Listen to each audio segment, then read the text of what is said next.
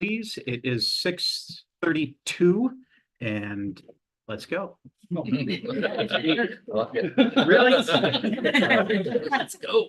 I am the vice president acting as president today, so getting a lot of help from Superintendent Scott Turnbull.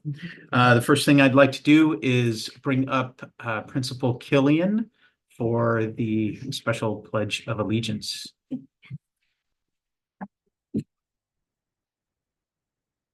I'm very pleased to introduce Damian Vega. He is our fifth grade representative for Main Street to say the pledge and read the mission statement for us today.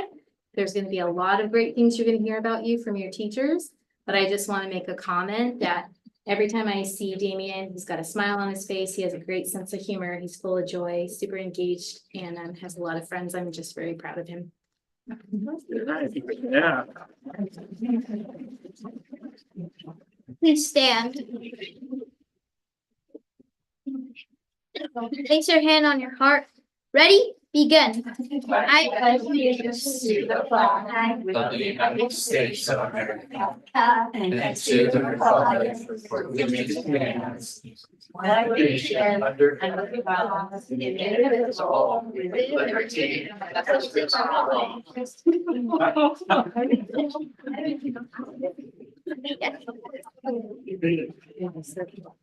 SoCal Union Elementary School District Mission Statement. Staff, students, and parents in the community help ensure that each child develops the skill and character necessary for lifelong achievement and responsible citizenship in a diverse world. Very nice. All right. Mr. Vega, Please stand. if you would, come on back. We're not done. We've got lots of great things to say about you. Come on Come on up. I got something really cool here to read about you. Okay. That was given to us. So I'm going to read it out loud. Okay. Okay. Damian Vega, fifth grade student, Main Street Elementary School. When thinking about a student who represents Main Street at the board meeting, Damian instantly came to mind. We have all watched Damian grow from a quiet participant to an enthusiastic leader. That's usually how it happens. That's good. Damian has become a motivated student and has become willing to push himself as a learner and out of his comfort zone. He has grown academically and socially. Early in the year, we encouraged Damian to join student leadership, and he shined. His announcements in front of the school were a brilliant demonstration of his confidence and humor. He has joined the math club, homework club, and is always ready to step up to leadership when the opportunity arises. We are so proud of his positivity and dedication to his learning, his community, and his family. Good job.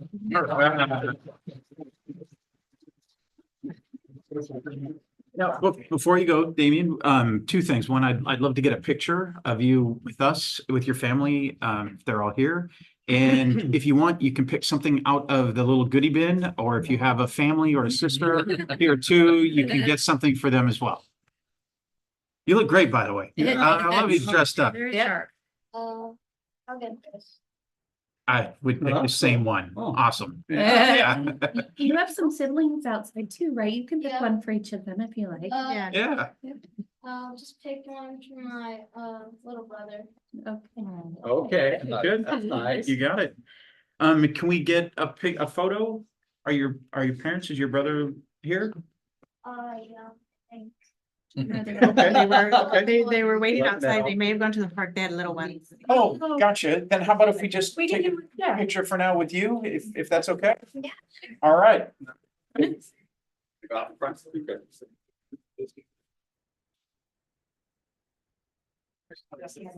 you can be front and center, you can hold up your certificate if We you get put want. this in a little Is your teacher? newsletter. Is your teacher here? Just- Vivian? just fill in. Your principal, Yeah. teacher, if you would like. Team Damian, all right. Perfect.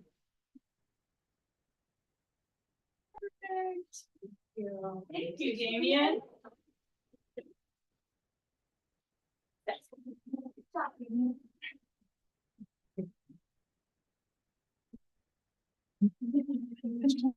Robin, you want to do questions?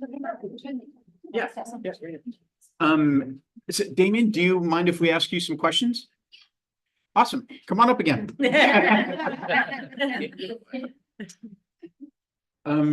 guys want to start?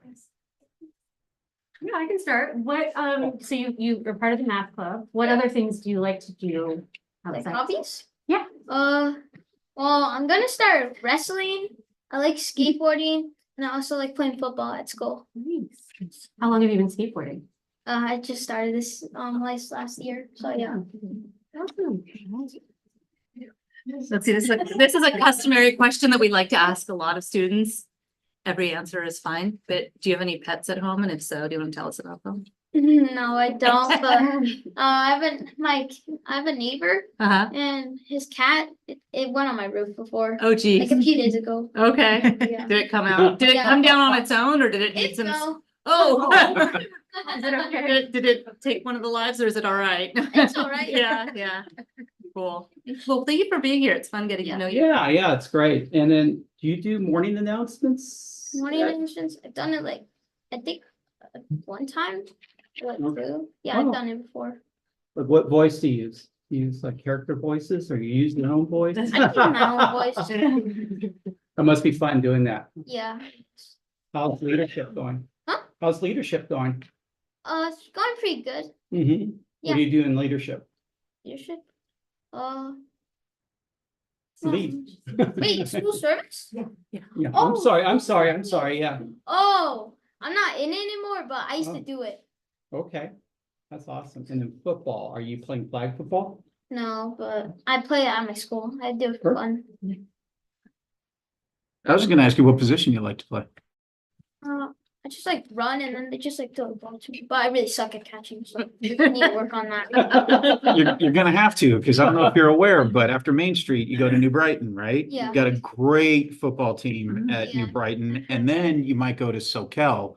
And Soquel High School just won state. They're the best Yeah, they football did. team. So that's going to be awesome. Keep working on it. Mhm. Yeah. All right. Nice meeting you. Yeah. Nice to really meet nice you. meeting you. Thank you. You guys, I missed my moment, but I just want to tell you that choosing Damien, when we talked about this kid, I mean, at the beginning of the year, Damien, you were quiet and shy. I thought, what's Damien thinking over there? And now, I mean, so incredible, sharing his insights, so confident, just funny. And that time you read those morning announcements, you guys remember the noises, of course, but it was good. You knew this guy was a public speaker on demand. Anyway, Nice. it's awesome. I'm so proud of you.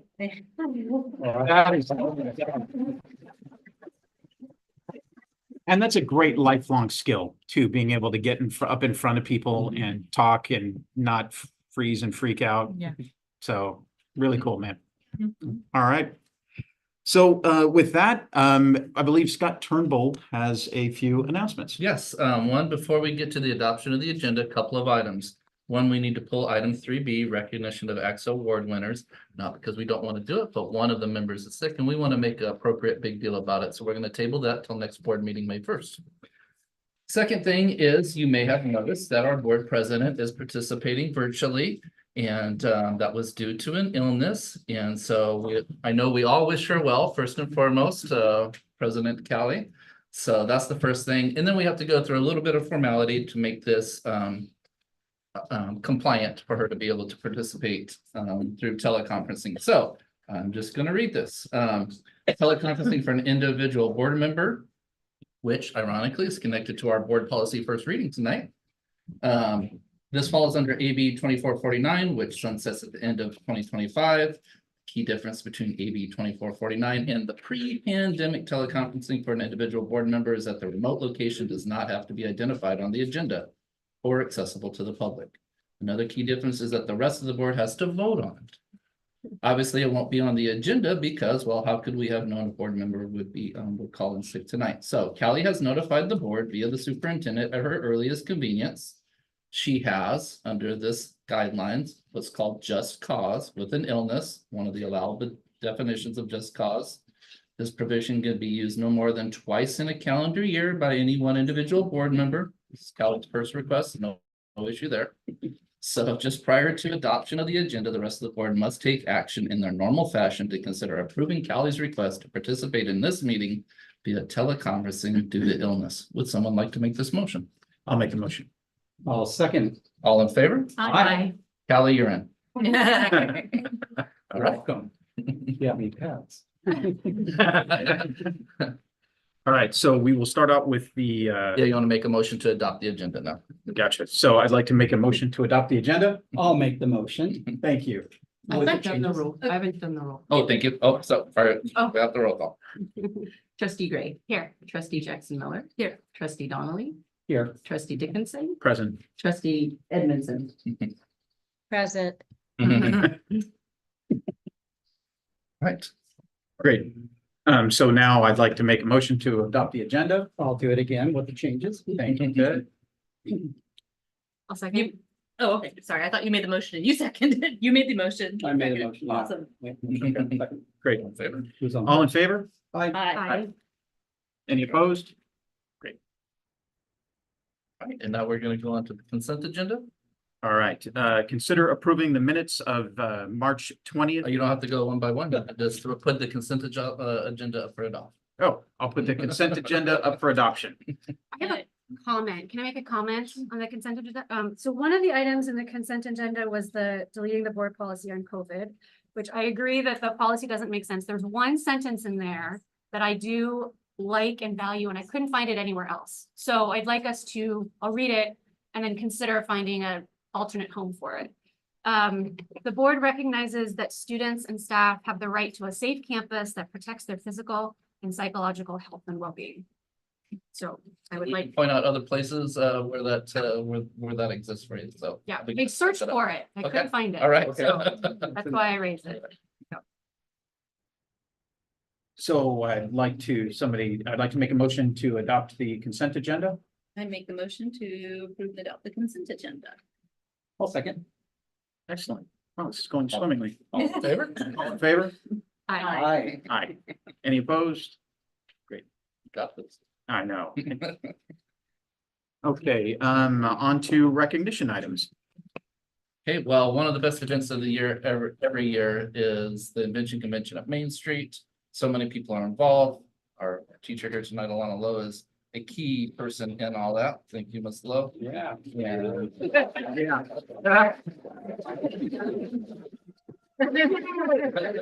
Wow, that's a cheer. Brought your fan club tonight. And we have some winners here. So I'd say let's introduce the winners, give them their certificate, and then maybe we can ask some questions about the projects. That sounds great. All right, would you like me to read the names and then you can hand them their certificate? I would. That'd be All right. fantastic. All right, so when you hear your name coming up, get your certificate. You can shake our vice president's hand, and then afterwards, we want to ask you some questions about your project, if that's okay. And if I read a name that's not here, then we'll just make sure that it gets back to the school. We have our principal and teacher here, so we can make sure they get back to the school. Let's start with Trinley Wright. Trinley. Congratulations, Trent. Right. Yeah. Kara Harvey.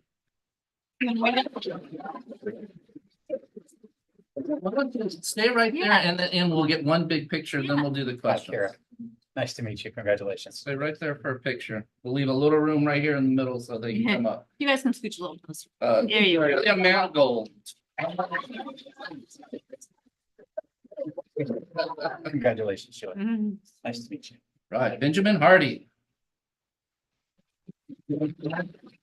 Now make sure that gets to the school. Ariel Carrillo Dobson. Alexander Perfido. Nice to meet you, Alexander. Congratulations. All right, leave a little bit of room there and we'll have Yen Mai come up. Maya Camino. Come on. Nice to meet you. And last but certainly not least, Piper Sapila. Nice to meet you. While they're up here, can we get one picture with the board? Yeah, And then sure. we'll do the questions. Sounds good. Yeah. And a lot of. Yeah. You might try, Miss Camino's in her second role as parent. Yeah. All right. But if I'm getting there, she's gonna. Get in there. Yeah. Yeah. Miss Long. Oh, it's just a long tonight. Two hats are better.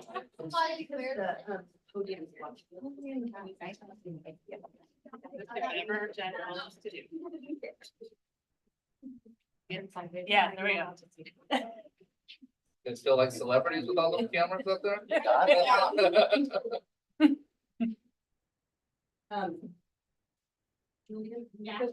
It down just a little bit so I can see your face.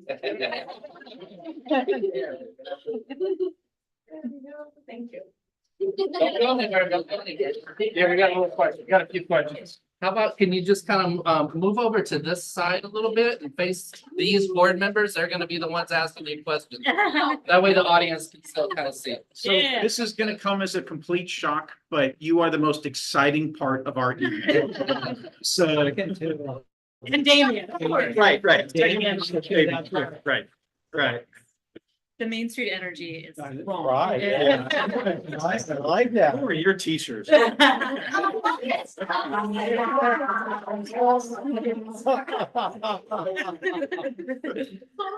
that's great. Why don't we start one by one and tell us a little bit about your experience and your project? Why don't you, can you go first? Okay. Been voluntold. Yep. Are you guys partners in the project? Yeah. Oh, yeah. Definitely. All coming together. You wanna tell us about your project? So it's a beach savers, and it's a bag and vacuum, and it sucks up sand and trash, but the sand falls for the mesh. And the trash stays, and there's gonna be like a vacuum Uh-huh. to suck it up. And it's solar power, so you don't have to have like a big cord coming with you on the beach. And Are you kidding? Wow. I need one. Literally every weekend I need one of those. The city of Capitola could Yeah. invest in this, right? Have you used it?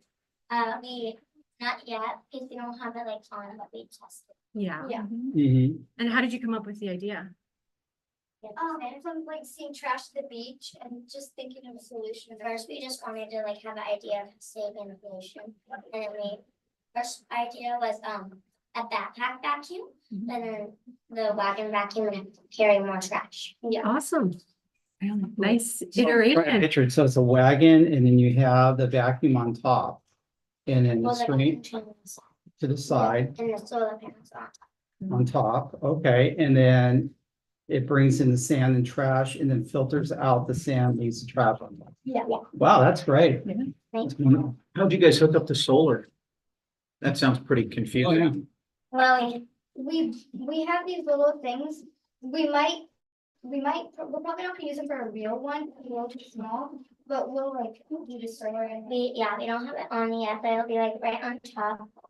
And the sun will power it and it'll make the vacuum suck up the sand and trash. Awesome. Awesome. Wow. Are you, Perfect. do you have a date when you're gonna take it out for a test? We don't know yet. Okay, it'd be interesting to know when you do that. Yeah. Watch that. Just follow Ted around. I pick up my trash. Yeah. Thank you both Yeah, very much. yeah. Appreciate it. Great job. I'm gonna ask next, but you guys don't have any pictures of these things with you, like, no? Okay, Oh, yeah, okay. I'm thinking. Yeah, Their cell phone. We got pictures too that I'll resend to the board too. Oh, that'd be great. Yeah. Very cool. Okay. Yeah. There you go. Okay, so my invention is a bracelet that helps you remember things. So everything is 3D printed. And the beads are kind of shaped like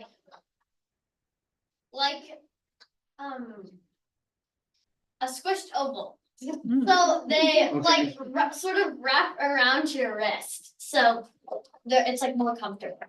They're painted with acrylic paint and the beads snap together. There's also these little circular charms that have pictures of what you could forget on them, and those twist onto the squashed pancake feeds.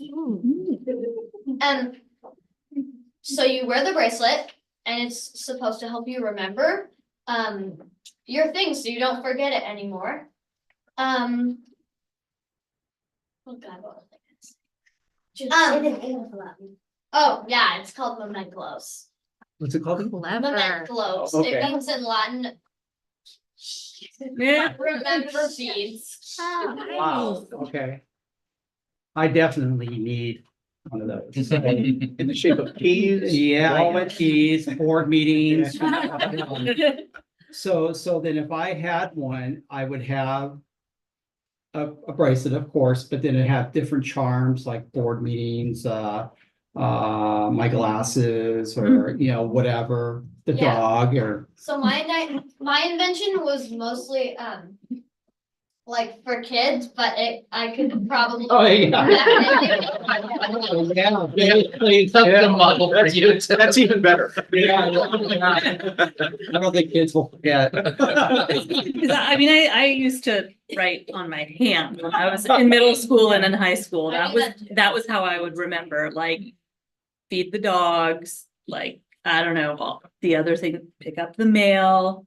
And now I need to remember things like water my daughter's plants, and other kind of boring things. So this sounds like an excellent invention. Was there something that happened in your own life that made you realize there is a need for something like this? Well, I forget a lot of things. And a lot of my friends do. And you have to admit. I mean, everyone has, so. But kids more like, our parents are always telling us to grab our sweatshirt that we left at school. And they don't want to. They don't want to go all the way back to school to get the sweatshirt. So this is like kind of like something. So you have a little charm with the sweatshirt on. Yeah, we Okay. got one of those. Okay. What are some of the other things that you would have charms for? Okay, so we have a water bottle, we have Oh, Yeah. glasses. Oh God, what else? Right up like a pot to remind you to feed your pet. Nice. Yeah. okay. Wow. Yeah. Oh, there we go. There we go. Oh.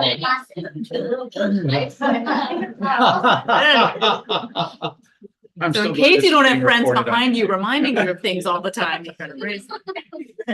You went for taxes, I need to be reminded of the charms on my wrist. That reminds me how to do it. That's good, yeah. Do you have plans to make these and sell them or give them to your friends? I mean, yeah, sure, I guess so. I mean, I could do that. Not sure. I could do that. Yeah. I think that'd be a fun project. There we go. Well, awesome Like to see a invention. picture of it, too. It's Yeah. good. Yeah. Yeah. Thank Yeah. you. Thank you very much. Yeah. One of your things with you, unlike. Okay, so I invented the pup pads for dogs after they have surgery.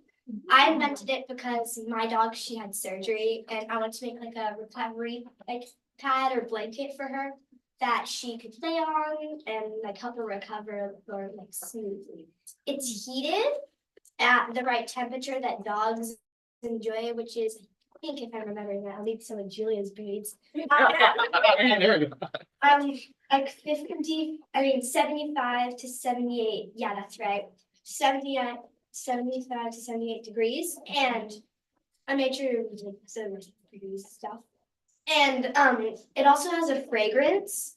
I got it in like when my dog had her checkup, I talked to the vet to see what he thought I should use for my invention.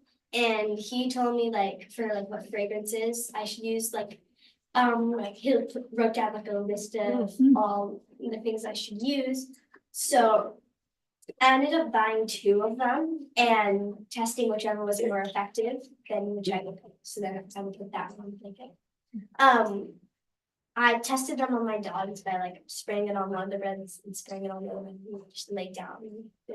But basically it's like just a heated pad that I can plug into the wall. It also has a soft matte slip cover that I sewed with my grandma, and it's like makes it more comfortable. So I do think I'd improve it by making it more plush, because it's kind of, because the blanket I got wasn't too plush, and the slip cover helps plush it, but like, what, I would have made it more plush, but the heating thing is, it's like a certain temperature, and it wouldn't, like, I don't think it'd get through that to the dog, so if I were to make it better, I would probably improve on it by making it more plush and then making the heating stronger so that it can get to the dog. Yeah, and that's it. So what's the spray? that you- It's, I think, I'm recalling correctly, and lavender Oh, okay. and citrus spray. Yes, okay. A lavender and citrus. What did your dogs like? Um, Lavender, citrus? well, we ended up using the lavender one because that had more of an effect on my dog, and she like laid her head down. She was like a very zen dog, and that's the one I ended up using. Like you can just spray it onto the pad to make it like smell nice. The reason I didn't spray it on during the mention because it's very strong smell. Wafting it first. Doggy zen fragrance. Very cool. So then you have a pad and then the heating pad. I assume there's a thermometer on it, or how you gauge the temperature, or how did you figure You out the can put temperature? it on like low or high to depending on like what you think your dog needs. Okay, what kind of dog do you have? I have a Labradoodle. Her head's super small and her body's super big. She's like the walking dog. She's 14 years old. So she's, Okay. like, lasting long. Wow. So then she has a lot of fur, so then, Well, Yeah, she's actually her first pretty short. It's just super curly. right. You know, So as the dog gets older, have you thought about having like a waterproof pad underneath? I think it's waterproof. Is it? Is it, Mom? I'm not sure. It probably is, because they would like make it like so they were. Oh, and the cords for it are chew proof, so the dog doesn't electrocute themselves. Brilliant. Yes, Yeah. that's important. That's a good idea. Yeah. Now, is there a color that you? Well, the slip cover, which is pretty much what you would see, it's sort of like this gray and it has little claws over it. Just like let everyone know what it is. And that's the one you sewed? You and your grandma Me sewed? and grandma. But the actual cover is actually like the color of the little hangy things right here. Gotcha. Okay, It's clear you put a ton of thought into this. Yeah. It's like a really, really thoughtful invention. I want to make some paper. Yeah. That's super thoughtful. I love that the vet participated too Yeah. and gave you some good insight from someone who has a lot of professional Oh, I remember experience. the names of the companies. Okay. Oh, Julian's beads. Mhm. So they're like Thunder Ease is the one that I didn't use, and then I can't pronounce it. It's like Boda dog or something. Bodhi dog. Bodhi dog, and that's the one I did end up using. What's the name? My dog recently had oral surgery. She's 10 and had to have teeth pulled because that happens with small, older dogs. And she would have loved something like that while she recovered. It could probably also work on cats because I know the fragrance also works on Oh, cats. really? Yeah. So if your cat wanted to lay on it, they could. And it's also, I'm guessing it could also be used if like the dog was scared of lightning or fireworks. Yeah, I live near the beach and I'm starting to hear about fireworks. And I don't think it really stresses my dog out. They're just like, what is going on? But so yes, Great. Pat. Great invention. Yeah, Yeah. I like that. Awesome. Okay.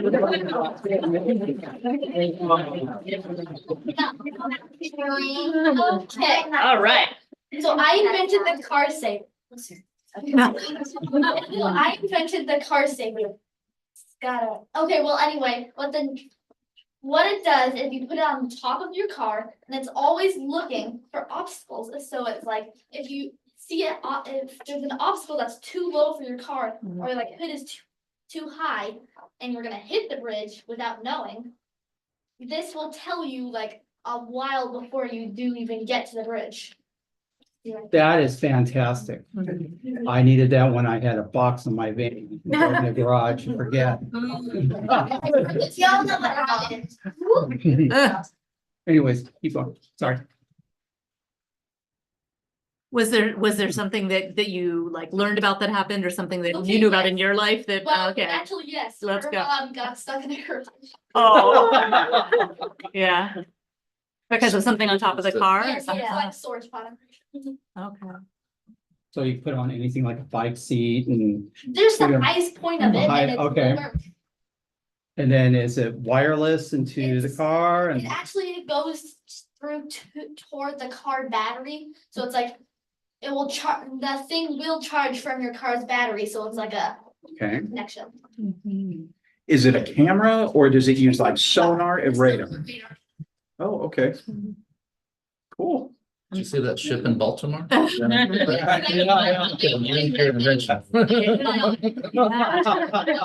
And then there's a bridge, there's a pedestrian bridge at Cabrillo Yes, College. I also- Did you? yeah. Yeah. Pictures of both of those. Yeah, because right, wasn't that a truck that was too tall or So I something? think it was like some sort of piece of like machinery. Oh, Yeah. yeah, Right. still, Oh, if they'd had that's right, yeah. advanced warning, like, Yeah. hey, you're too close to the bridge, that's amazing. Pretty cool. Great invention. Yeah. Yeah, it's really neat, man. Yeah. But now we got a radar trainer, then a Bluetooth connecting to a little like alert system with like a light and like a. It tells you how far the bridge away is, Mm. so it will tell you like, warning, bridge a mile away. So it's Bluetooth, it goes to your cell Wow. phone, right? No, Oh, no, it's hard to explain, but it connects. Like Good would your idea. car, like if you had a screen in your car, would it show up I on? can make it work for that. Right now, I have my own like connection thing you could like clip onto your visor and it would light up through that. oh, I like it. Yeah. Yeah, wow, Wow, that's way cool. It'll work in all kinds of cars. Yeah. Yeah. very neat. That's All right. Good job. My invention is 3000 and it detects sound. And I had this problem that people are too noisy. So I need something to like get them to be quieter. And if it's something that they see, then it might like make them quieter than something they hear. Because if it's something they hear, then it'll just add on to the noise and it won't really help. So Yeah. is it things like in your classroom or with your siblings where It's like you would use anything something? that has like that gets really noisy but they want it to be quiet. So like assemblies. Assemblies, libraries, schools. Yeah. What does it look like? Right now it's like on a breadboard connected to my Raspberry Pi computer Uh-huh. with the tiny LED, but in the future it would be like bigger so that people could see it better. Nice. So it come up as quiet? Or how does it tell everybody to quiet down? It would like the red LED would like flash. Okay. And then they would like see it and know that they should be a bit quiet. Okay. And this is gonna go in every single classroom in Main Street and Brighton and all of our schools, right? Yeah. I'm sure the teachers would love that. If you guys don't mind, I want to make sure the president of the board is Callie. She's not here, she's not feeling well, but she is attending. She's on Zoom Oh, somewhere. she's We just can't see this on the screen. Yeah, there you go. You know what? She's gonna feel so much better after that, I guarantee you. That doesn't do it, nothing. Yeah. So Callie, I don't know if you have any questions for our. I was actually, I love your presentation and it's so wonderful to see you guys in the board meeting. I was actually able to come to your presentations at the Invention Convention and I was so impressed with everybody, the creativity. And I loved when somebody presented their project and the whole class had a bunch of questions. I just thought that was wonderful. You guys are hilarious, by the way. Yeah. Hey, guys should go on the road. Figure it out, yeah. This is, I mean, if I could just chime in, like this, it's such a contrast from back in the day, previous times in my life, and even maybe in some of my older kids' lives, where you had a science fair and it might have been kind of like individual, you're working on your own, maybe you have a partner, but it felt competitive. This feels very collaborative. You guys seem like everyone, you might have your own projects and you might work in groups, but it feels to me like you guys are really supporting each other. You're understanding each other's projects, like not just, oh, we're a friend group maybe, but also like we are peers, right? We're colleagues, we help each other out. We're supporting each other on the journey. This is something that's so special about the Invention Convention, so. And so special about this group. Yeah. And this group, it's just even the youth here, citrus, lavender. Yes, and they worked and really, and the families for supporting it, and to Ariel and Ben and Dan who aren't here, there was so much creative collaboration, and it's a very special class we have this year, and this is just a little taste of it, so. Thank you.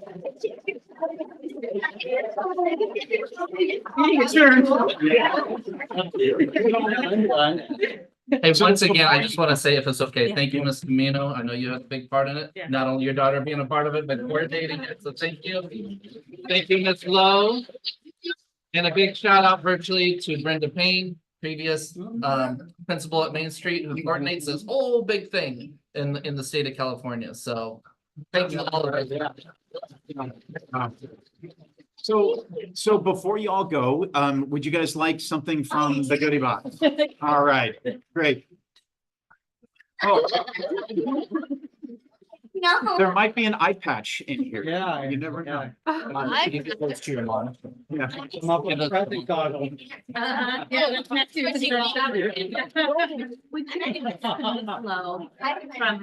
our. I think I want the squishy ball. Wait, what's this? Oh, it's a little squishy. Wait, what is it? Oh, it's a triceratops.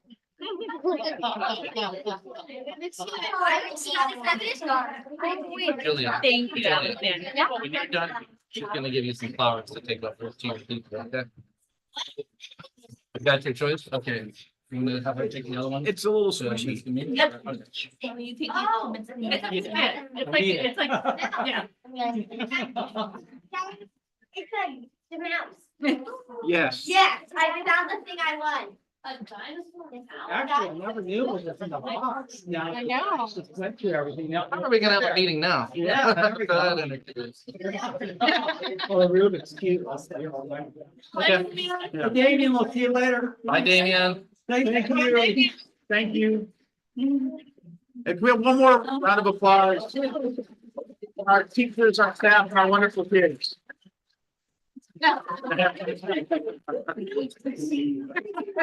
Some enthusiasm. Oh my goodness. And now we gotta have a meeting.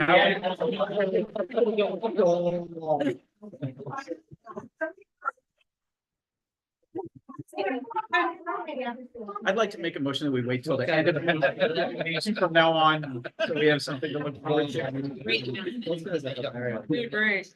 Wow. All right. Good night. Just- No, thanks for coming. See if there's any public comment.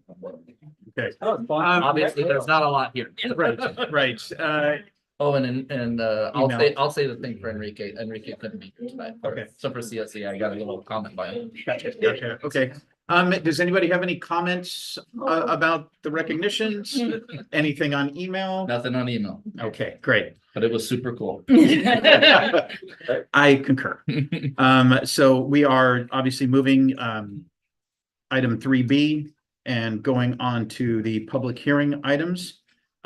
Starting with 4A, public hearing regarding interfund borrowing for the SoCal Union Elementary School District. Allison. Thank you so much. So again, this is another annual resolution that's being brought to the board for the public hearing. And it's in the event that we have to borrow from one fund to another. In the past, it's been usually our CNS Fund 13 would have to borrow from Fund 1 to kind of get through the rest of the year or so forth. That hasn't been the case, due to, the universal mills. But just in case that we need to borrow from one to the next, this is something, the standard procedure we do. And you can just open the public hearing at what is this, 7:12? Public hearing is open. Yeah. Anything from the public? The public hearing is open. Jim, you all right? Okay, Alana? Okay, Nothing on email. great. Public hearing closes at 7:13. we call it. Yeah. Fair enough. Public hearing closes at 7:13. I don't know if I'm supposed to repeat everything. No, you're. I like the prompts. In general. On to public communication. Is there check any emails? Nothing on Anything email. from email? Okay. Moving on to standing reports. Item number 6A, items from the superintendent and assistant superintendents. Which order would you like us to go in? Why don't we start with you? Okay, all right, I'm gonna try to make mine brief since we got a lot on the agenda, but we had a great PD day on April 8th when we came back from spring break. So thank you, Jessica, thank you, Carissa, and all the support staff who made that happen. And thank you to all the staff who attended, because they don't just show up, they engage in a meaningful way. So I really appreciate that. On the evening of April 9th, I was able to present to the City of Capitola's Local Government Academy, which is really nice to be invited to. I've done that for like 3 years now. We talk about all the different aspects of local government. There also that night, I stayed the whole time because it was a local fire chief. It was the local library director and the water department director. So I learned a lot that night in addition to being able to present. But it's a great program and it teaches community members who are interested about local government. We are monitoring new student registration for 24-25 very closely. So important for so many reasons, right? And it impacts everything, including staffing. As of today, we have 143 new students registered for the 24-25 school year, which is awesome. 69 of those are TK, 45 are kindergartner age, and then a smattering across the rest of the grades. This is a wonderful number for April, especially early in the going, right? So, so it's very hopeful for the new school year. Not to rain on that parade, but we are losing 200 plus 8th graders this year who will move on from our district. So we always compare those two numbers. How many are leaving? How many are coming in? So we haven't quite closed that gap, but for April, we're doing really, really good and it really bodes well. Average daily attendance is up approximately 2.5 percentage points this year compared to last year. So good job to everybody, students, kids, families, teachers, everybody. And chronic absenteeism is down about 10% at this point compared to last year. So attendance up, chronic absenteeism down, all good stuff. Thank you, students, family, staff who make that data a reality. Jessica and I participated in our LCAP site visits last week, and I really want to say thank you to all the teachers and staff members who took time out of their busy day to sit and talk to us about priorities for next year and beyond in our school district. And finally, in the spirit of supporting digital citizenship, I encourage everyone to attend our viewing of Screenagers, the next chapter, Uncovering Skills for Stress Resilience, tomorrow night, right over at New Brighton at 5:45. That's all for me. Thank you. Nice. Thank you. You get to pick next. Who's next? I'm just writing down Screenagers. All right. Fantastic. Jessica, why don't we just go down the line? Sounds great. I too really appreciated the LCAP visit that I was able to attend. Actually, I was under the weather last week. But as usual, every year the staff come out and not only do they kind of note the things that they think have helped, you know, students to be successful or families to be successful, but they come up with creative and innovative ideas for future solutions. So that's always really nice to be part of. I too love the PD day, but I will share just two of my highlights. One was spending time with different grade levels, you know, talking about what was important to them, answering questions that they had. But I also got to kind of end my day with the reflection with the Main Street teachers, which was a real blessing for me because I don't often get to do that with just one school and the whole school. So those were two really great pieces of that day for me. Testing is underway. And it sometimes can be stressful for students and staff and families. And so we just want to acknowledge that and know that, you know, our students are doing the best that they can. We're trying to keep them, calm. We do these assessments for a reason. We want to know what they know and we want to know how to help them build their skills next. So, but we do know that it's difficult. We are, we've got 1 foot in this year and 1 foot in next year. So we are spending a lot of time building plans for next year, including a family support education series, which will go every month through the next year, which is exciting. A final EL master plan, and the board has seen the first draft and the second draft of that. We're updating our curriculum and instruction scope and sequence by content that started on our PD day, and we're going to continue to work on that through the summer. We're really excited about getting that really tightened up. We're planning on some curriculum pilots next year. So you'll see an introduction of some hopefully social science pilots in the fall. And I was able to attend the fiscal prioritization team. Scott and Allison did a great job kind of preparing the framework for that. And I think Allison did a great job really kind of defining what our budget includes. Its categoricals, its general fund, what our priorities have been, what, where we're going to run out of money and what time. So the timelines were really important. So thank you. I really appreciated being part of that meeting. Since our last meeting, I've spent 2 nights with the City of Capitola's Arts Commission to finalize our joint community beautification project. And so we are now ready to move forward. So our last meeting was last night, and they gave the approval for some of the images we selected. And I don't know if the board remembers, but this will be on Park Avenue at the Washboard Crossway. So we're really excited about that. And then just kind of a fun thing to add, I was able to attend a virtual training today on Conmigo, and it is an AI app that has been designed through Khan Academy. It's free for educators, and it is a 4-star rating through Common Sense, which is higher than ChatGPT. And some of the things that it can do is it can differentiate and level reading sources. It can differentiate lessons.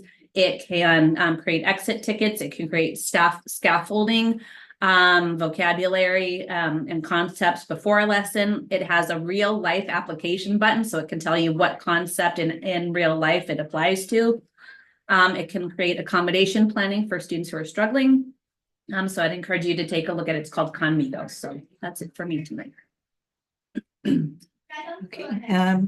And I was excited to be able to attend the CASBO annual conference, which covers a variety of things in the business world, everything from, the accounting pieces and business to facilities and so forth. So it's always nice to go to that conference.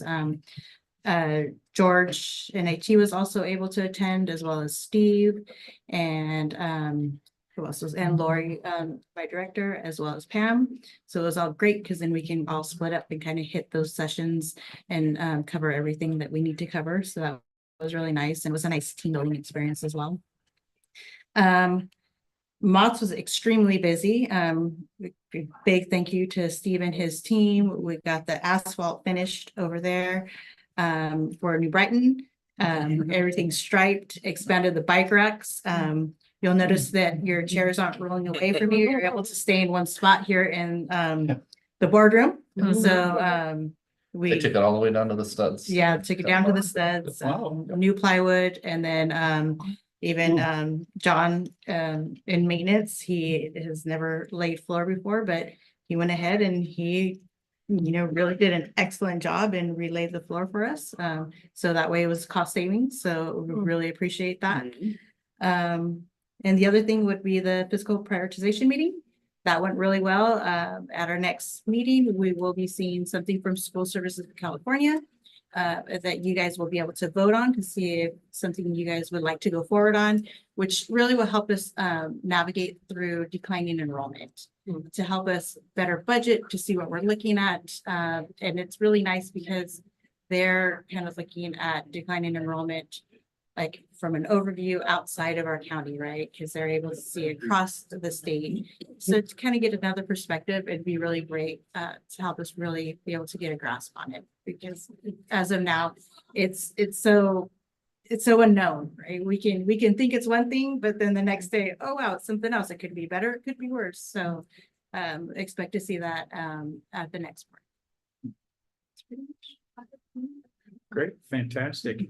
But I'll just say one thing, you know, we had, at the CSBA conference this last year, we got to see Sal Khan speak about, Conmigo, and blew us all. I mean, blew me away. I'm sure it blew everyone away. I mean, what an intelligent person, and how he was designing that for children and learning was super exciting to hear the next wave of the future for our kids. So yeah, very cool. But I didn't, I didn't realize it was gonna be free. Free for educators. For educators, I was Oh. like, that's great. Yeah. Because he was talking about how it can help with lesson planning and all these things, and I remember I was like, okay, but. That's my favorite word too. Well, that is great. On to our next standing report, items from the California School Employees Association. I got this one from Mr. Domo. He is being a great dad tonight, and he is at a performance of the SoCal L Chorus, watching his daughter sing in that wonderful group. But he did pass along just one statement. Only thing I have to report is that we are all happy with our raise and retro paycheck. Thank you. We are too. And on to the next item, items from the SoCal Education Association. All right. Okay, Main Street's upper grade students were treated to an amazing author visit from Ernest Klein, the author of Ready Player One. It's amazing. He discussed the inspiration for his new book, Bridge to Bat City, and shared that while he never felt that he fit in with his classmates as a child, those same outlier traits helped make him a successful leader in life and a career that he loved. Santa Cruz Gardens had their first state testing kickoff pep rally. Lower grades made signs and candygrams and formed a tunnel for upper grades to walk through. 4 staff members are showcasing their project work with the COE Teacher Sustainability Institute this coming Saturday. New Brighton Middle School just had their reset grade level assembly. Students from each grade level get together to do positive reinforcements and remind each other about how to be their best selves in the last quarter of the year. SoCal Elementary's chorus is performing this week tonight and an open house. Their TKK is hosting a Taco Tuesday on Thursday night. First grade is working on their PBL project at SoCal Creek. And second grade did a program called Walk Safe to learn about how to be a safe pedestrian. Third grade hosted their cultural heritage celebration, while the upper grades are also working on their PBL projects and completing state testing. Project-based projects. After having spent a couple of weeks reviewing material, Opal Cliffs will be CASP testing next week. We are crossing our fingers and toes that all goes smoothly with the testing site. Our motto for the week is, for the week to come, our motto for the week is come for the testing, stay for the snacks. Students are ready. Fantastic. All right. Items from trustees, reports on meetings, conferences attended, or visits to schools and public communications. Why don't we just go start with you? Well, I don't have any meetings to say that I attended, but I loved the invention convention. I mean, this is like the most, I mean, I've only been to 3 board meetings, but this was pretty awesome. And I'm really looking forward to some of the open houses that are going to be starting, you know, to go visit schools that I haven't had a chance to visit yet. Perfect. Thank you. I have nothing to report. I'll just say, if you like this, wait till the reclassification ceremony. We got another really fun meeting coming up. So yeah, but nothing to report. Well, first of all, thank you for putting up the artwork here. It makes the room quite colorful and wonderful artwork. I mean, I like the colors here, and then goes blue and then different colors over there. So thanks for putting that up. And just a quick note, on Wednesday, I crashed Andy Shapiro's Wednesday walkabout. I was out Capitol and I just ran into him. So I walked with the group and just yeah, they go for these long walks on Wednesday and just point out things around Capitola and whatever there is of interest. They all like my dog, so that kind of that veered them away from Andy, but Andy and I had a good chat about what was going on. A great program. And they all followed him. Terrific. No terrific. strays. Before I go, Callie, do you have anything that you would like to share? I attended the fiscal prioritization team meeting, and I just want to say that I was really impressed with that even though we're facing declining enrollment, everyone in the district is really thinking about our values and how do we keep our district as rich and wonderful as it is. Thanks, Callie. I'll echo that statement. I also attended the fiscal prioritization meeting and just to dovetail on what Callie said, I mean, you know, a lot of what we hear isn't what we want to hear, but the one thing is the intention that everybody in this district and certainly on the meeting had, which was to keep the experience for our students everything that it can be. And I think that's our goal. And I think we're doing a great job considering a lot of other things, a lot of other foreign aspects. So and that's it for me. So great. Do I ask Oh, yeah, there's nothing on email about any of those. So nothing on email? Yeah, we're Okay. moving on. Anything from the public? No? Okay. On to 7A, presentation from, that I believe. No, we're gonna do it. It's just gonna be me instead of Greg. Oh, Yeah. okay. So pretend I'm a lot funnier when I'm presenting. I'm not that good of an actor. All right, this is a presentation from Scott Turnbull, acting for Greg Isom of Isom Advisors for the general obligation bond survey results. Thank you. So a couple of things. First is that Greg would like to be here tonight and is actively involved with us, but he also is sick tonight. So it's going around. And this is kind of a nice dovetail to the mentioning of the fiscal prioritization team. Because as I'm sure you've realized from your time on the board, school districts only have a handful of ways to have revenue streams. And one such way are general obligation bonds, different than parcel taxes. Of course, general obligation bonds are facility specific and have a 55% approval threshold, not the 2/3 threshold. And that our district last passed one in 2016. It was Measure C, and it paid for all those wonderful new classrooms at our school sites.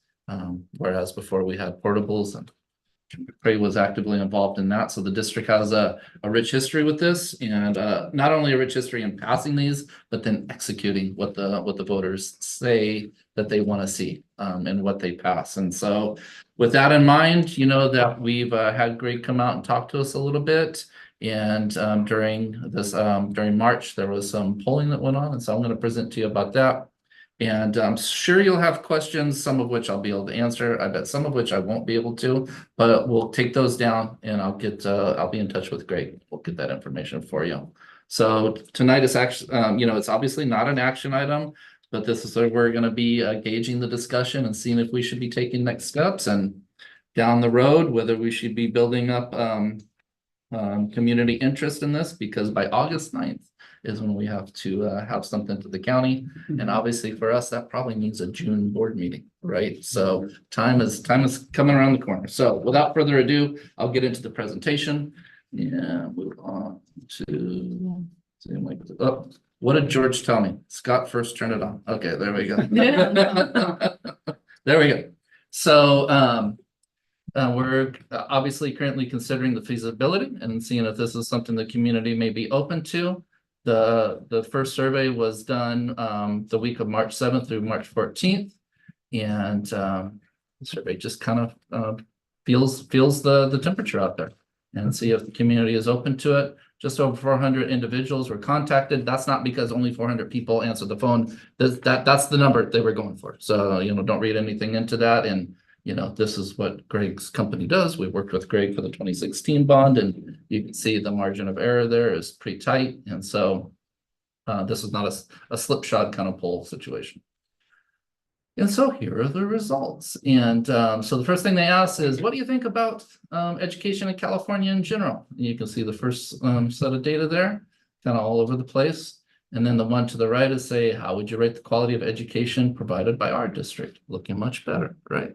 And that's not uncommon, folks, that, you know, you hear things about public education, but you tend to know more about what's happening in your school. And thankfully, great things are happening in our schools and our community knows it. And then there's a question there about, do you have any children or grandchildren who are now attending the school district, which is an important piece of information. You can see that a good chunk of our folks don't, which makes, you know, the communication so important, right? Because they're not directly tied to schools. But we all know that schools play an important part in the community, so we'll see that data. And this talks about aspects of each part of the district. So how would you rate teachers, principals, board of trustees, and managing finances? And so again, Greg, as we went over this, let me know, like, this is typical, right? Like, who do, if public has interaction, you know, with schools, who do they mostly interact with? Teachers. We have great teachers. And so you can see that that's reflected there. And yeah, you kind of, as you move farther away from the classroom, there's not as much direct engagement. So that is pretty typical data there.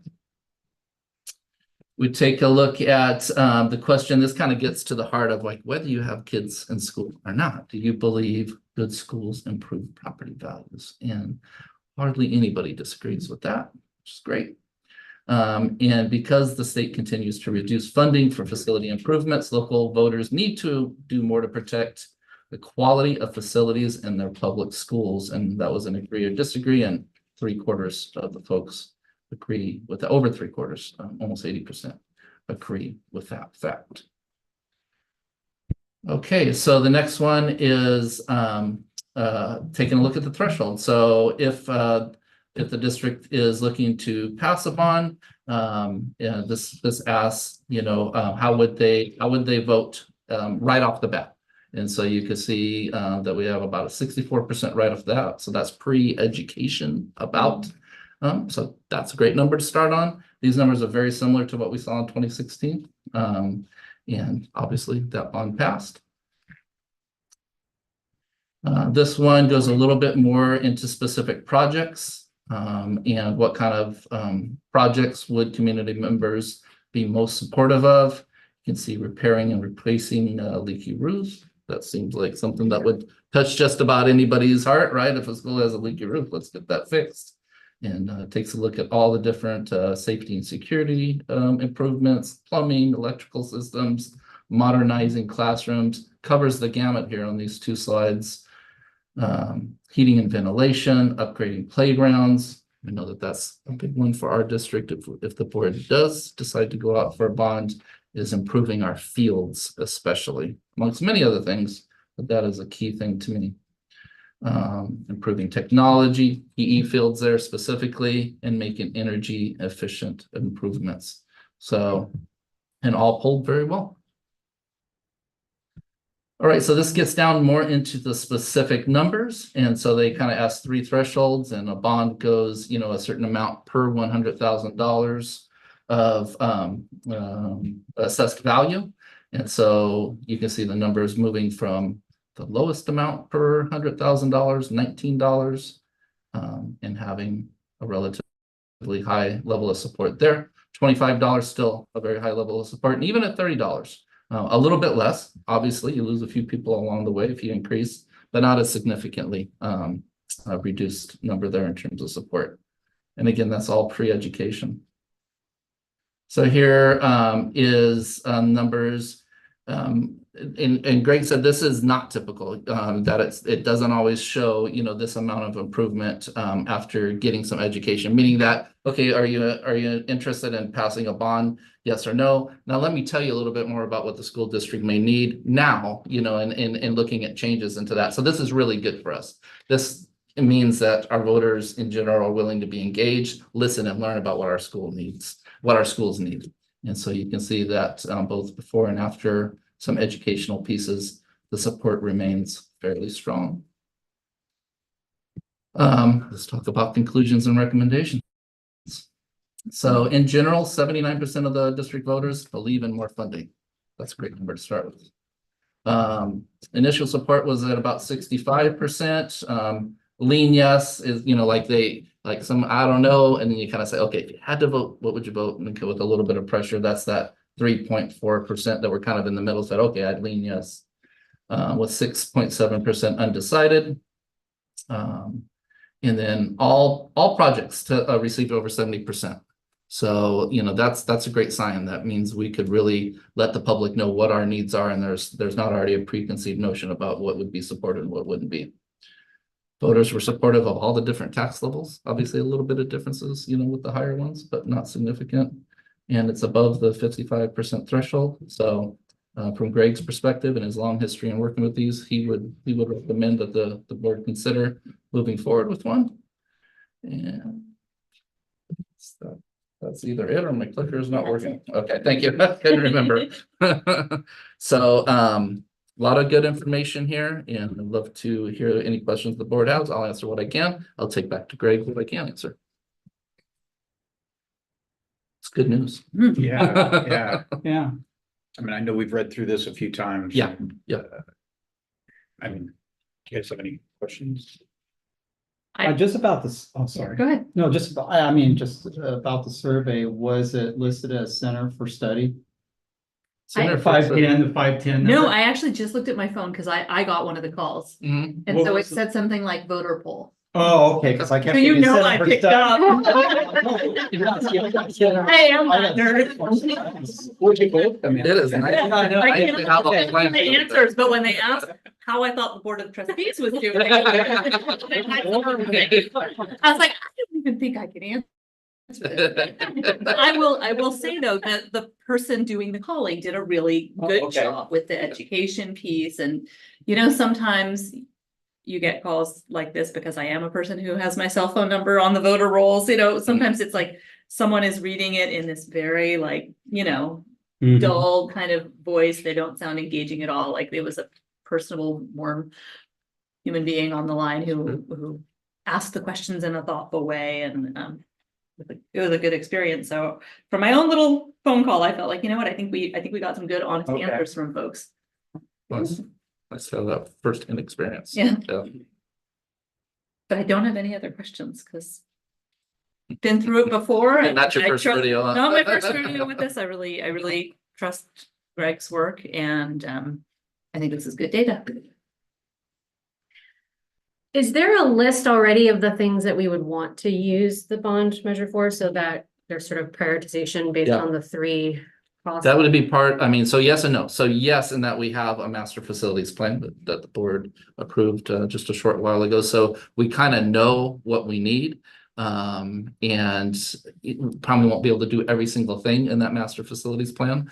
But that's where we'll work with the community, with staff to prioritize Mhm. projects. You know, I'll say right off the bat, fields Yeah. are a big one, right? And then kind of working down from there in terms of priority. So yeah, we have really good information that. And we've worked with our architect to devise a plan, also getting a lot of staff input, and then we would work with the community as well to further refine it. So then when we go out, we have a really clear list of projects. And so the questions that were asked about specific projects were more to get a sense of if the community has strong opinions about anything. Yeah, to see if anything informs us like, oh, wow, they'll go for new buildings, but don't even ask for, I don't know, what Yeah. else would be, Mhm. you know, infrastructure work or something. Yeah. Fortunately, it seems like our pathway is pretty wide. Yeah. And then is it pretty typical that school districts would do a bond every 8 to 10 years? Yes. Okay.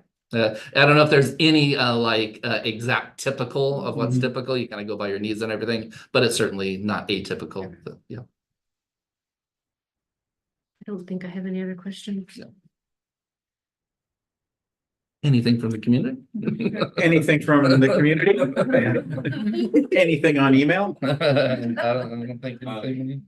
We've been doing I'm here because I'm helping with this. Thank you. Community, Yeah. I work for Mr. Turnbull and Allison. And we have done site visits at all 5 of our sites with the architect and Steve. Making very complete and complex notes on the plans about the needs. Between my knowledge of the sites and Steve's knowledge of the sites, they could really get into the weeds with, look at that ceiling, and oh, you gotta come see this bathroom. this has always been a problem. Those kind of real detailed notes so that it could be a really expanded master plan. So that first part is being taken, tons of notes. The site visits came very quickly, so there's a lot of work for I was gonna call him Maddie, 19.6 to compile. And then it's next steps, and we have a meeting next week, I think, to talk about next steps. Obviously, staff meetings are very important, meetings with principals, maybe ad hoc committees with smaller amounts of staff members. Parent meetings are very important. That worked really well for us last year, pre and post bond. Just keep getting the word out that we're not doing this in a box or in the shadows. So that's, I think we're off to a flying start, and this is all just nothing but good news. Yeah, and having Jim involved is great because he's that rare person that can talk the facility side. He's also a great community, communicator and just a great connector out in the community. So glad you're part of this. Yeah. And I want to make sure we get Callie's opinion. Callie, do you have any questions or anything? I know I can speak for you in regards to the community relations part. That's Callie's big focus, and I know it is for all of us, but really getting the community involvement there as well. We've definitely seen this information, and it's really exciting to know that the community supports us so much. Yeah. Excellent. All right. Sounds to me like we have. I have one more. Yes, sir. Back on page 7, repair or replace leaky roofs. Was that a question that was asked in the Yeah. survey? Yeah. So these are actually the questions. Yeah. About those. And then it's either yes or no, or maybe. I think so. Yeah. It was a range. Yeah. Yeah. So it was they sort didn't go into what they meant about health, safety, security. It was just mentioned that, and then, okay. Kind of keeps it broad for us. Yeah.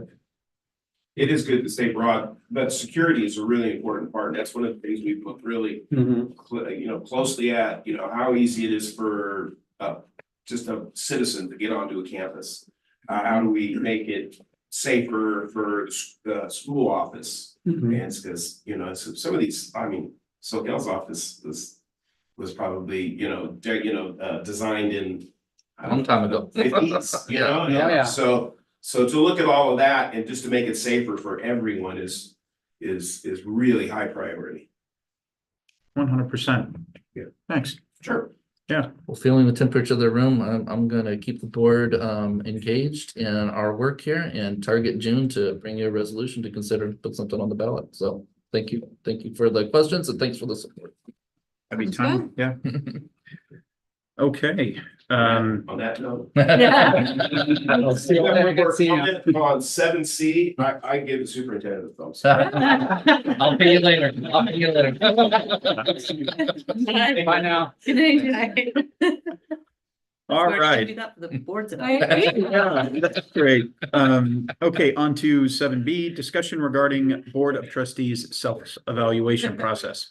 All right, thank you for that. Let me catch back up here. And so, first of all, I just genuinely do want to commend the board. I don't think all boards are as actively engaged in wanting to do a self-evaluation. And this board always has been. And this is my 8th year. Every year, the board has made a point of doing it and really engages in the work in an honest and reflective way. So thank you for being on that kind of board, first of all. And then in terms of the actual instrument, so we've tried a couple of different tools. One comes straight from CSBA, which I think is great because I think I can speak for the board is that we feel very strongly in alignment with their work and how they categorize effective boardsmanship and that sort of thing. And so being in alignment with them is great. And the instrument reflects on all of the areas like being a unified board, being engaged with data, all of those great areas. The only, if we can say drawback, is that it's a very finite. It's just kind of rating scale and not a lot to write in and kind of give your own thoughts about. On the flip side, we've worked with our consultant, Nicole Anderson, who has really helped our district on our equity journey. And in her engagement with the board, she shared a different instrument, which has some similarities, but also has some open-ended questions, some of which are kind of equity focused, but still really focused on great board governance. And it's in alignment with the board's reading of their book study and the governance core. And so we thought, why not try to combine the best of both worlds and keep the CSBA tool, which is just $200 total price for us to be able to use. It gives very good historical comparison data to look at from previous years if the board is interested in that. So there's kind of that historical piece. But then we suggested in adding that last attachment, which is just a snippet of the longer tool that we use with Cole Anderson. Takes a couple of questions, one about data being data savvy, and one about being accountability driven. We've heard definitely those items being important to the board. And then one super open-ended question, just like, how do you think it's going from your seat on the board, whether you're an experienced board member, new board member, somewhere in between? We thought that was important to just say whatever you'd like to say about your experience on the board. And so I've worked closely with the president to try to kind of take the best of both of these and combine them. And so I'd like to see how the board feels about using the CSBA tool and that additional one-page survey, which I'm referring to as section 2. And that's the one that says the governance core? Yes.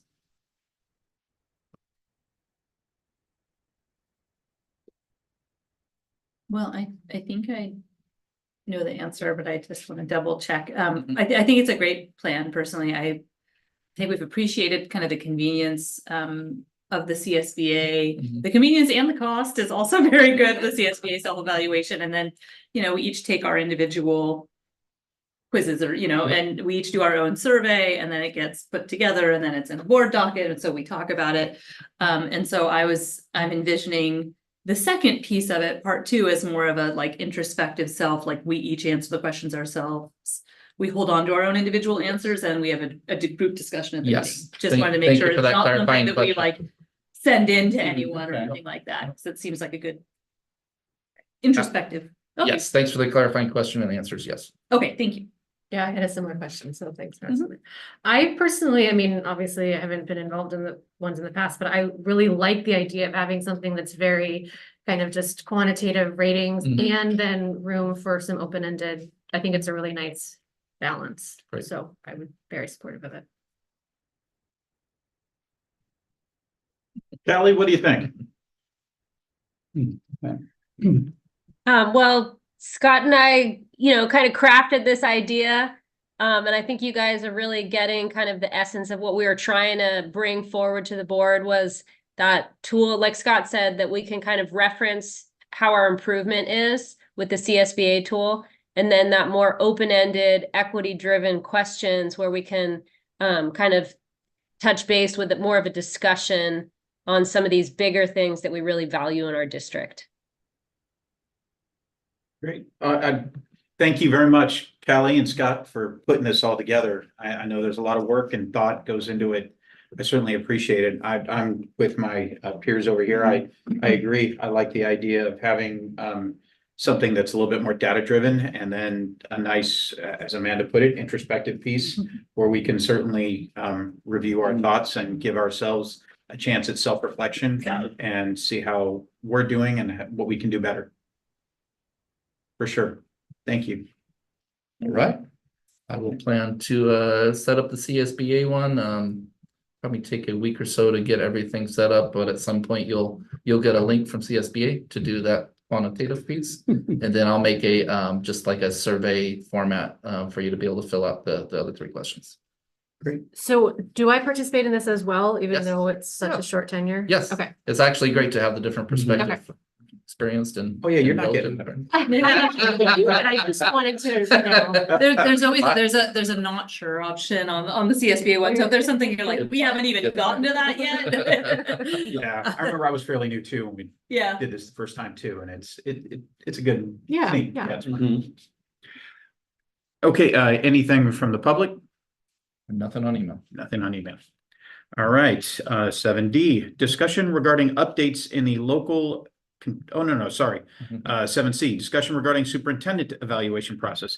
Didn't mean to skip that. No, that's okay. More evaluation. So, and again, I want to appreciate, how seriously the board has always taken my evaluation in my time here. Again, that's not always the case. Surprisingly, you'd be surprised up there. So, it matters a lot to me and it matters to the district as a whole to make sure that proper leadership is in place. So, I think we've had a really good process in place.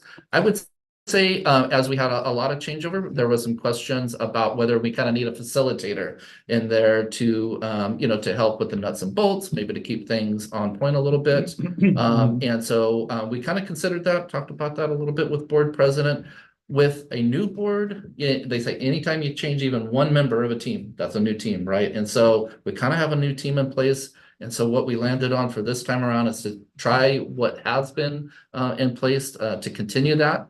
Have this board experience that, and if you tell me we definitely need, a facilitator to come in, then we'll take a look at that in future years.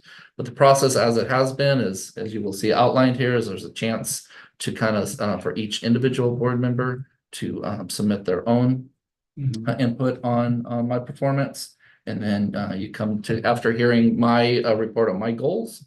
And then after your own individual reflections, you come together to kind of craft that together. And I'm making it probably sound a lot easier, but like any group project, when everybody has to come together, there's definitely a lot of work involved with that. So, but from my vantage point, I can say it's always been a meaningful product that comes to me in the end and helps inform my decisions moving forward. So I recommend that we move forward with the status quo. So status quo is meaning the way it is, not with a facilitator. Right.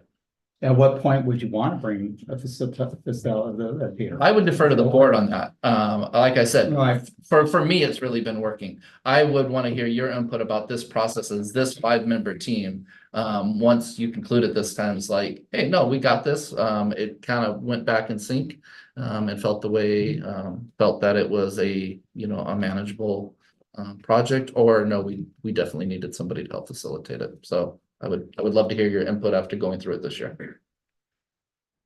The facilitator, like, it's something that I've asked about and thought about, because thinking specifically about, and the way it works is we, I mean, you see the timeline on here, but we get Scott's self-evaluation. We have a template of an evaluation tool that we always use. And then each individual board member gets our own kind of fill in the blank template.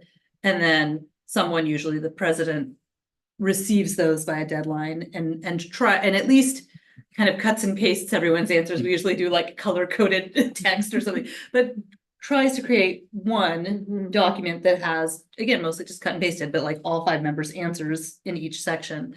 And then in closed session, we go through it and make it one, like really make it one, instead of, because a lot of us might have similar ideas in a particular section, or we could have very different ideas in a section, and we speak with one voice and it's one evaluation. And so that process can be time consuming. It can be a little challenging. So I think there have been times in my board tenure where I've thought, it could be helpful to have someone else in the room with us leading this specific piece of it. But I also agree that right now where we are, with a new member and just the timing of it, like I don't think it's necessary right now this year, but I would appreciate if, as we go through the process, we're all kind of thinking, how could this be better? If we have, the resources to bring someone else in to help us through this process, what would be meaningful? Would it be meaningful to have them doing the note taking? Would it be helpful to have them saying, gosh, focus on, So that's my ask. So absent a facilitator, we sort of self-facilitate the discussion with maybe the president helping to play the role of facilitator. Yes. So just, so in the past, we've all had a discussion in a closed session without Scott or anybody. And then we would share our opinions regarding Scott's goals and what he's done. And then the board president would everybody write something down. And the board president would, just like Amanda said, take, something from Amanda, and it would be like, Scott's doing a great job, blah, blah, blah, blah, and put that in there. And then afterwards, we would coordinate all those thoughts. Once she or he, whoever does it, has all the thoughts kind of put in order, then we kind of go through it again and then make sure this is what we want to relate to Scott. This is how we want to frame our response. And everybody has an opportunity then, after hearing what everybody said, to say, okay, I agree with that. I don't agree with that. Let's include that. Let's not include that. So it's a really collaborative process. I would say, I thought so. And I definitely can see, Amanda, it's time consuming. It's usually done on it's not usually done on a board meeting, I don't believe. And we have a special segment for it, I think. A longer closed. It's a session. longer closed session, Yeah. so sometimes we maybe start at 4:30 or 5 and then go till 6:30 and then oftentimes. Depending on how long the regular meeting is, then maybe go back into closed session after, so, What's the cost of a facilitator? I would really been how we wanted to go, one thing we talked about maybe is eventually bringing in somebody from CSBA to do something like what's called a Good Beginnings Workshop. We really haven't had a chance to do that because of the timing of onboarding of our newest board member. But we could talk to them about that. So it could range, it could really range a wide gamut. So I don't want to say a number and then, it could, depending on who we want to bring in, it could be really different, but. Okay. Yeah. Okay. I mean, just my. Yeah, I'm bouncing around, with the idea, and I agree with Amanda too. Also, it's just, I think, somebody coming in who puts everything together, asks the right questions. Somebody who's not involved with the district. Yeah, objective, yeah. Right. And I think that would be beneficial. I mean, I've done this for many times, and I've always thought just having that person that's not involved with the district, hire them to run the evaluation. Do you know any other districts that may? Santa Cruz City Schools does, but the person who they use, they don't use CSBA, they have someone that the district has had an ongoing relationship with, that person's not available. Cause that kind of sparked my interest in one of my county school boards association meetings.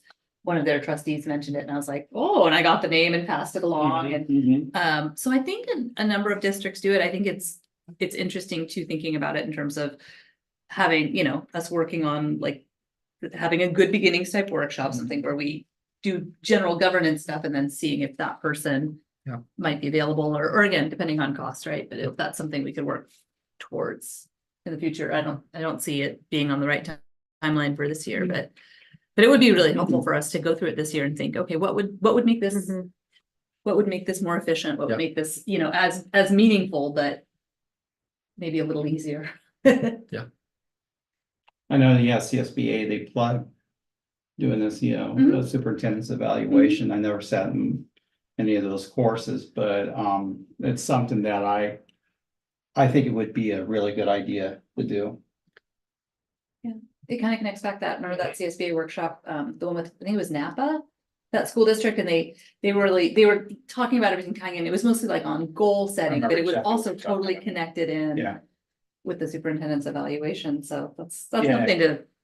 No, and that wasn't so much around the too. workload, that was really from a different perspective, an outside perspective and, yeah, okay. Would CSBA come up with their own template or do they work off of our template? I mean, I think that would be up to us. Our template is we mostly work off the based on CSBA CSBA's. We added a little Right. onto it, but Yeah. ours is pretty It's similar. the same thing, I think. Yeah, pretty close. Okay. Yeah. Callie, what are your thoughts? Yeah, I just would want to echo what I hear that it sounds like an interesting idea to investigate for the future, but maybe for this coming evaluation that we do it with us. So from my personal perspective, I would echo that. What I think everybody said here, I think that this might not be the right year for it, especially with the financial situation that we're looking at. I think we could probably have at least one more year of managing this on our own. Yeah. Ariel, would you? I agree with that. I was sort of hearing Ted, you saying something different though, that you might want to see about CSBA for this year. Oh, yeah, I would, but I mean, like I said, I'm going in both directions. I'm right in the center, so I'm not way over to the CSBA where I'm gonna start pounding my fist, but it'd be interesting to know what they do and what the cost is anyway. Yeah, thank you for pointing that out. Yeah, I would agree. Can we find out what the costs are? Sure. And then maybe table the actual yes or no until. Yeah. I mean, the only thing I would say to that is it would be interesting to go through the process to see what it is that is really desired, whether it is just that objective third person or whether it is, more of like the putting together and the managing the nuts and bolts. Cause I think those could kind of be two different figures. So I think there is something to be gleaned from this team going through the process once. And then while it's fresh saying, this is what we need. So that would be my only piece. that I Right, and see. sometimes I feel we're in there and we're just circling the airport Yeah, and having somebody not with the district yeah, will help us land. taskmaster. Yeah. Yeah. That's a good point. Mhm. Taskmaster. I would be curious about whether, I mean, I think the timeline that we have here is pretty important and locked in. Yeah. Our meeting times are already locked in, so I'm not at all opposed to like finding out certainly what the cost and availability is. I would say I'd be kind of surprised if they have Someone someone who's available on Yeah. such short notice. I wonder if they do it via Zoom too. Meet with us, It's worth looking into. Sure, I mean, yeah, I'm big fine taxes, looking yeah, into it. okay. I mean, The I would- worst we can do is find out, and if Yeah. they're not available for May 15th, then they're not available. And then they are, then we know they are, and we can understand what the cost is, and we can decide from there. Sounds good. Yeah. All right, I will contact, and CSB specifically, right? Yeah, let's let's go go. I think that would be Okay. the Okay. easiest way to. All right, I will get some Yeah. info from them and share that with you. Okay. Awesome. Great. Anything from the public? Anything on email? Nothing on email. Okay, 7D, discussion regarding updates on the local control accountability plan. That would be me. So, thank you very much. I'm happy to report, LCAP fight related to goal 1, standards-based quality instruction specifically related to dual language immersion curriculum additions in their support program. So, we have, just now almost finished our 2nd year of our dual language, immersion, strand at SoCal Elementary. And, you know, for all things considered, I think it's one of the most amazing plans and programs introduced to our district, because I'm seeing students using 2 languages to interact with one another. I'm seeing really active play in multiple languages. And I'm seeing really confident students. And so that's something wonderful to see. And I'm seeing really strong instruction. But what goes with all of those things is a really great support system from the school district. And that includes many things. So the first thing that includes is for us to kind of sit in the course of a year and plan for the year that we're not even in yet, right? To say like, what's going well in the fall, and what would we do differently, or what would we need to know for next fall? What's going well in the winter, and what would we need to do for next winter? And so I'm saying that all to set context for how we plan for curriculum additions for a new grade, a first new grade of dual language immersion. So we kind of broke it out into kind of some component pieces. One is over the course of this year, what kind of professional development do we need to provide for the teachers who are currently teaching? And then what kinds of professional development will we need to consider in bringing in or onboarding a new teacher into DLI for the coming year? So the DLI staff this past year and the year before participated in the CABE conference, which was one piece of it. They also participated in professional development about their literacy instruction and their new literacy curriculum over the course of the year. And then in addition to that, looked at kind of implementation, like must-knows for first year implementers of DLI, and those were breaking into grade bands. So that's kind of what happened in the course of this year. As we bring in a new grade level, the teacher that will be coming in to do the 2nd grade DLI will be participating in a new DLI teacher induction program that will be held in San Diego over the course of 3 comprehensive days over the summer. And the 2 existing teachers I met with to talk about, in addition to professional development and the onboarding of this new teacher, what will be needed in the year ahead. And so we drafted a DLI support plan for 24-25, inclusive of curriculum that would match their language allocation divisions. And so I'll kind of describe what that means really quickly. So as a student coming into dual language immersion, their kindergarten year, they spend 90% of their instruction in Spanish, 10% in English. It changes in grade 1 to 80% Spanish, 20% English. In grade 2, 70% English, and 70% Spanish, 30% English. And what that means is the curriculum has to match those subject matters and the content of instruction in the language that's allocated for them during that time, which isn't like any other grade planning in a school. And so now that we're rolling into to year 3, I met with the principal of SoCal Elementary and the kindergarten teacher and the first grade teacher and said, as you go out into the world and go to the COMBE conference and you meet with all of these vendors and you study and you listen and you learn about what works and you talk to peers that are doing what you do across the state of California, let's make lists. Let's make treasure troves of lists about what works and what's good and what we want. So we met together. We talked for a long time about what to bring into the program that was different or in addition to what we had done before.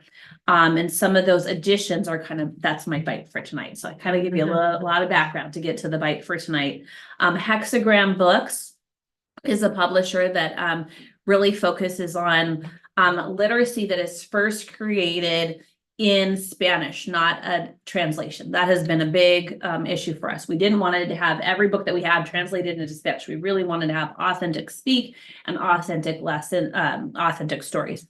So Hexagram Books was one of them, and Bookstell Store was another one of them. And so what they do, both of those companies do, is they create classroom libraries that have books that are leveled by grade level, leveled by Lexile level, and then divided by fiction and nonfiction, and then by subject matter. So we've invested a lot of money to bring in a lot of books. You can't just go to a garage sale and say, I'd like to include books in my personal library or my classroom library. Like, it really takes a different kind of effort to do that.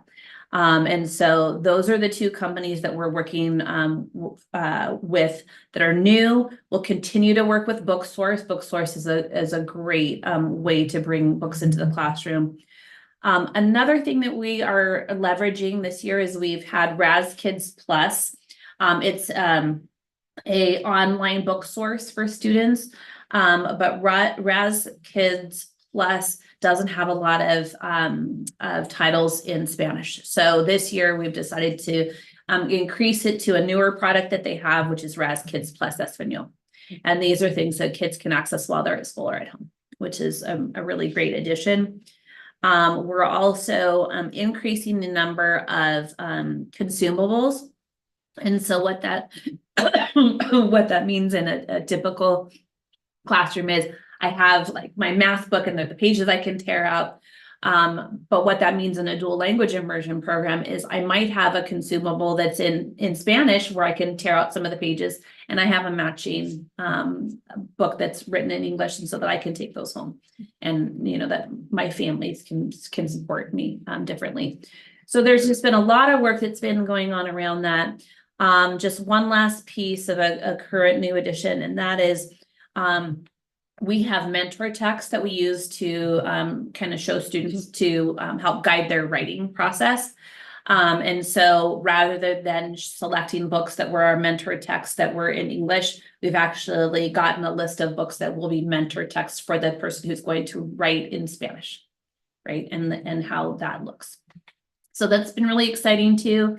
I have really enjoyed working with our DLI team, and I will continue to enjoy to work with that team. We will be including some mentorship, some additional mentorship to our teachers that come into the program with our EL specialist that's already on campus, who has been pushing in kind of silently and humbly, but she should, definitely be applauded for the work that she's doing with that team. And that's Hilda Hernandez Meza, who's, been at this site for a very long time. And Julie Livingstone has also pushed in to support, and Sienna Castillo, who has been a support to the math program. So just, it's when you talk about a village, it is truly a village, and I'm just really excited to see where it's going. last piece of it is that we're just gonna change our timeline on our orders. We are planning to end the school earlier this year than we have in past years. It's kind of, we've done that little shift. Which means that we want all of the curriculum to be here, not before the first day of school, but before the last day school ends. And so that means that we're doing all those things really fast. So just an update for the board. Any questions?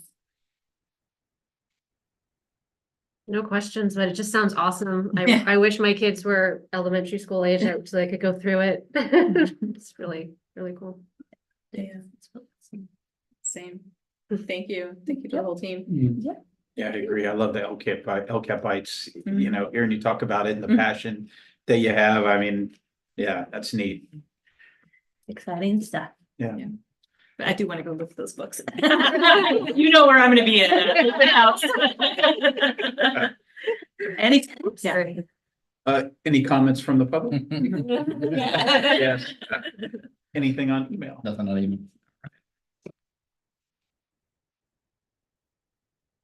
And with that, we are off to our action items. I think we have one first reading of board policy.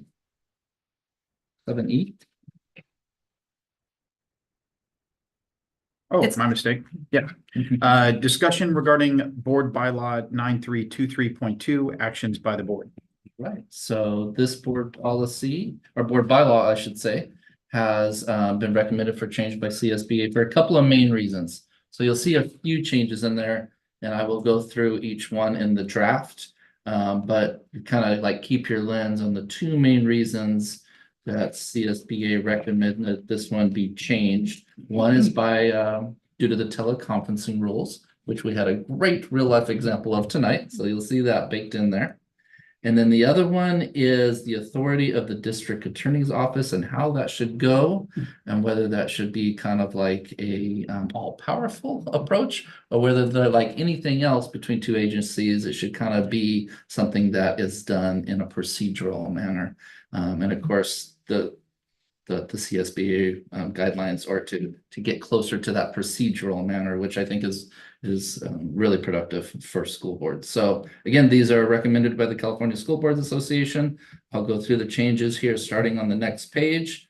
At the very top, you know that whenever we get a chance to have input on a particular policy, we like to get our own name in there so that it personalizes it. And it's the SUESD governing board, not just the generic governing board. So you'll see that right at the top. As we go down to the next big block under action on non-agenda items, this is just some wordsmithing in that very first paragraph. And so it kind of determines when things can be done in a more emergency type manner. But the real focus here is on that fourth point, that addition of teleconferencing, as long as we have the opportunity to do it in this fashion, which is through December 31st, 2025. So somewhere before then, can you count on probably another update to this policy? Absolutely, yes. But that's where we sit right now. So that's a main change. And then that very next paragraph, I'm going to circle back to that, but you'll notice everything else is in relation to challenging board actions by the district attorney, by the district attorney's office. And that has been revised into that new bold italicized paragraph in lieu of everything that follows that used to follow in this board policy. So since it's just one paragraph and there's a lot to digest, I thought I would just read that out loud so we can really kind of grasp it. So before seeking to file civil action to stop or prevent a Brown Act violation or to invalidate a prior action taken by the board, the district's easy for me to say, the district attorney's office or interested person shall first present a demand to cure and correct the alleged violation to the district.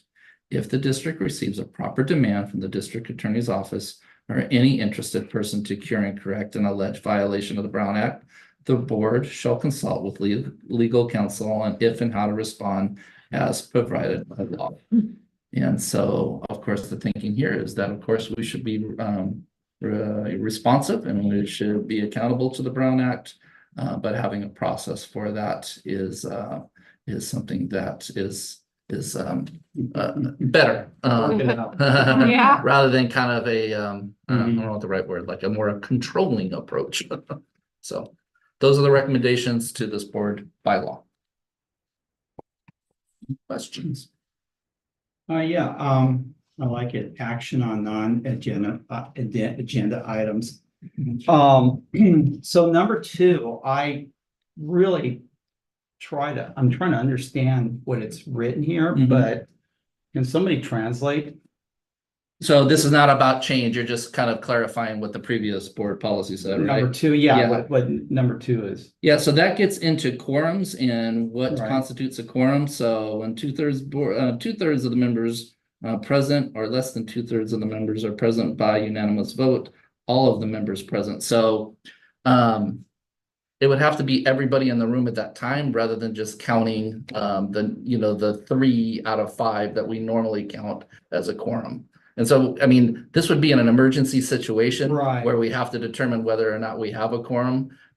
This would help guide us. So like right now, something comes up. Mhm. And there was only 2/3 of you here, Mm-hmm. right? And there's, yeah, so that it Okay. really gets into the details, which is good. So there's charts out there that will show you, like, depending on the size of an agency's governing board, like what constitute 2/3. So here's a good little math quiz. What's 2/3 out of 5?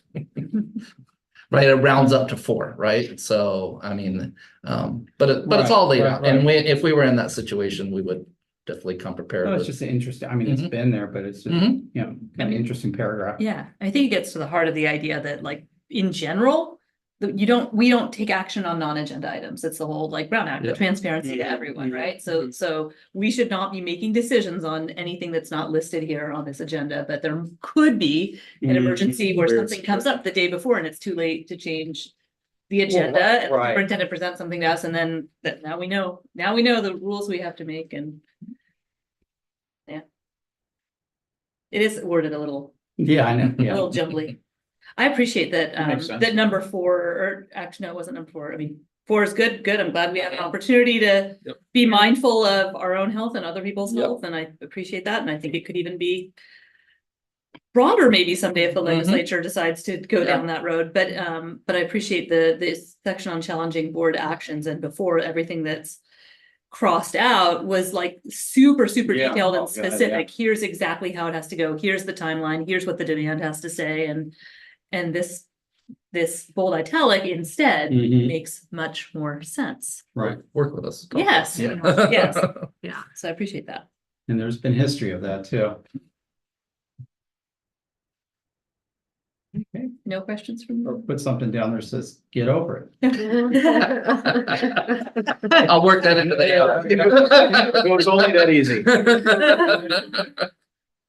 Everyone right. do their best. Yeah. Great. You guys, Callie, anything? Good, okay. Anything from the public? And anything on Nothing on email? email. Okay. All right, now we will proceed to the action items. 8A, consider adopting resolution in recognition of National Child Abuse Prevention Month. Yeah, so as you know, everybody in our district who works in our district are mandated reporters. Mhm. We take that very seriously. We take the training seriously. We take our role in protecting children seriously. And so to have this resolution and bring awareness to National Child Abuse Prevention Month is very meaningful.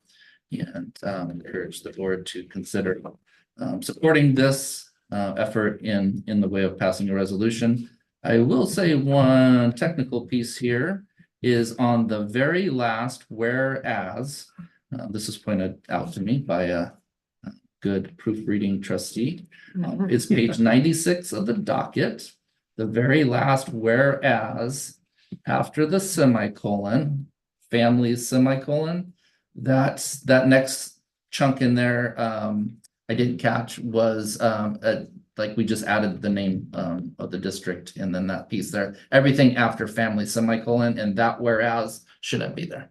So that was somehow got Got it. like pasted in at some point along the way over the years, and we caught it this year. I read it 3 times. Never. You have some eagle-eye colleagues. Yeah, I do. Yeah. So, yeah, on that last whereas, just cut off after families semicolon. It doesn't change the content or direction of the resolution at all. I thought you were just putting our name in there again. Get the recognition.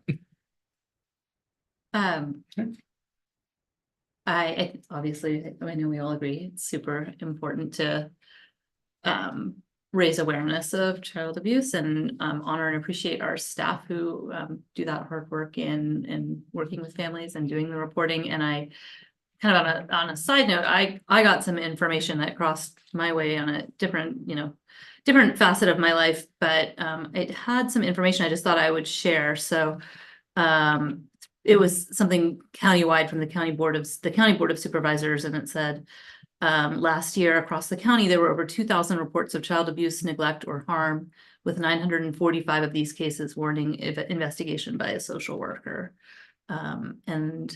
And then the County Board of Supervisors is going to have a children's memorial flag raising ceremony at noon on April 26th at the courthouse steps at 701 Ocean Street for anyone who is interested in attending or participating. But they're going to raise the flag and have a moment of silence for children who were lost to abuse and give information about child abuse prevention. So I thought I got that in an email just a few days ago, and I thought I want to share that as well. Thank you so much. Yeah, Wonderful. of course. Yeah.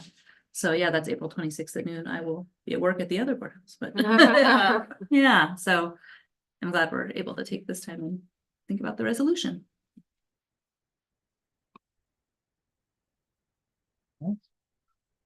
Tough subject, but I love that we're on. I feel like we're as proactive as we can be, like if we could think of something else to do, we would. I know we say it a lot, but I will just say having counselors at every site, there is no cure-all to any of these major societal problems. Having a counselor at every site is a big help. And I will say, as a part of the fiscal team, that was one thing that came up a lot during that, and I'm glad that every time our focus as a district is to keep that in place and make sure that the mental and overall welfare of our kids is the top priority for all of us. So where will this resolution go after we approve it? Where would you like to go? On the website would be great. I just don't wanna shelve it. Sit in government it is a strong statement, and it's not, blah, blah, blah, shelve it. Yeah. We should really post it somewhere that, we recognize, unfortunately. We'll get it up on our website for sure. Okay.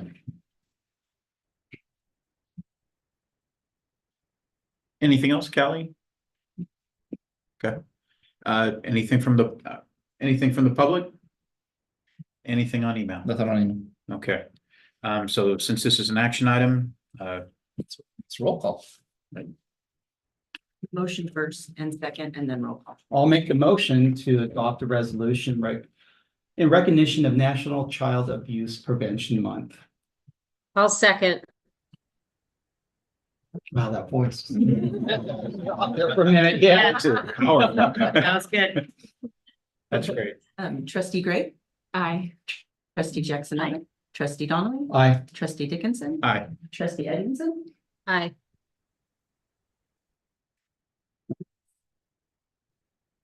Right. Great. Motion passes. So 8B, consider adopting the resolution to proclaim the weeks of May 1st through May 12th, 2023 as School Employee Appreciation Week. Oh. Pretty sure that it does say 2024 on the topic, but not on the date. Correct. Okay, my bad. I apologize. My mistake. So we will get that corrected. And I will say that equally important resolution, not nearly as heavy a topic, but we know that our schools would not be as successful they are without all the great staff. And that's from classroom teachers to the folks who feed our students and drive our students to school, clean our schools, and everything in between. So one of the things I've always appreciated about what I inherited here is that an attempt to make sure that no group is missed. The board identifies a period of time where the entire totality of all 200 plus employees in our district are recognized for employee appreciation. And we'd like to identify that period as May 1st to May 12th. Kind of falls in line somewhat with Teacher Appreciation Day and that sort of thing. And we'd like to do our annual goodie baskets and such along with that. Invite any of you. We're kind of planning that for May 1st, for their morning of May 1st. So if any of you are available to help deliver those, we'd love to have you on board. But the first part of this process to Consider approving the resolution proclaiming those dates as employee appreciation for our amazing SUESD staff. Can we add in there that Scott has to bring donuts? Yeah, At least absolutely. once Yes. during that. Donuts are a lot cheaper than Gale, so I'm in All right. on donut. Nuts. I should have aimed. That's great. I know we love, you guys do a great job. I think that's really important to recognize all of our employees. What a wonderful job they do. Here, here. Yeah. Seconded. Callie, do you have anything? Just that we're so grateful to all of our staff in the whole district, and I love this tradition with the baskets. It's so fun. Yeah, for sure. For sure. So now on, now therefore, in the last sentence, we thank them. Is there a way we could have that stand out? Well, so so I'm gonna answer, and then if I'm not quite getting it, one thing we always do with this resolution is when we pass those baskets out, we include the resolution with it so that anybody that, if not everybody's watching our board meeting tonight, then it'll be right there next to the goodie basket to remind the staff that the board takes us very seriously. Yeah, I just be nice of how that would stick out. I know it's part of the paragraph. I'm not sure if we bolded or something. Yeah. Because that actually what really has stuck with me, Scott, is meeting the custodian. And she said, I'm just a janitor. And, you know, and our staff can't really, I mean, they have an important role in the district. And like I've said before, is that they make the classrooms pleasant for the kids to come in. So they're not just. Never just. So I think, you know, it'd be nice if somehow that could stick out. What about if we changed we to the Board of Trustees? You know. Yeah. Even in the printed version that goes into the staff rooms, because it goes in the staff rooms and it's usually displayed really nicely with these like beautiful baskets.